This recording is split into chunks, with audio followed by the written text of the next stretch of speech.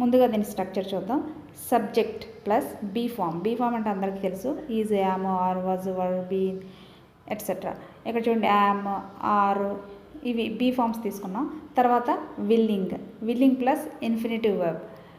Willing తర్వాత infinitive అంటే ఏంటో కాదు, టు ప్లస్ V1 అంటే to help, to come, to travel.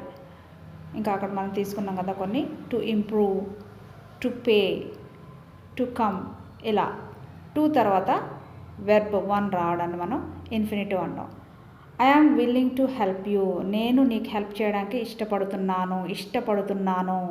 If you are willing to travel in February the tickets will be cheaper. నువ్వు కనుక ఫిబ్రవరిలో ట్రావెల్ చేయడానికి ఇష్టపడితే టికెట్స్ చాలా చీప్గా దొరుకుతాయి, అంటే తక్కువగా దొరుకుతాయి.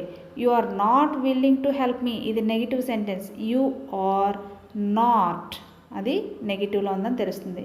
నువ్వు నాకు హెల్ప్ చేయడానికి ఇష్టపడడం లేదు అనేది దాని మీనింగ్. ఇక్కడ మనం సబ్జెక్ట్ ముందుకు తీసుకొచ్చేయాలి, తర్వాత బీ ఫామ్ రావాలి, తర్వాత నాట్, తర్వాత willing.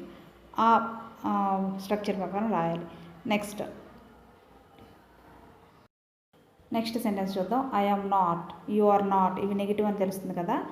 I am not willing to tolerate this behaviour. ఈ బిహేవియర్ని భరించడానికి నేను ఇష్టపడడం లేదు, అది నెగిటివ్లో. Next question words. What, how much, who. ఇవి క్వశ్చన్స్ ఎలా అడగాలో చూద్దాం. What are you willing to do to improve your English.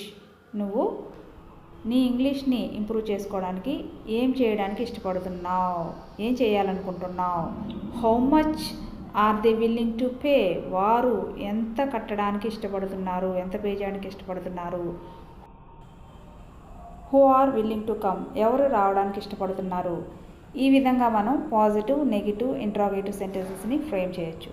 ఈ వీడియో నచ్చితే కనుక తప్పకుండా లైక్ చేయండి. Thank you for watching this video.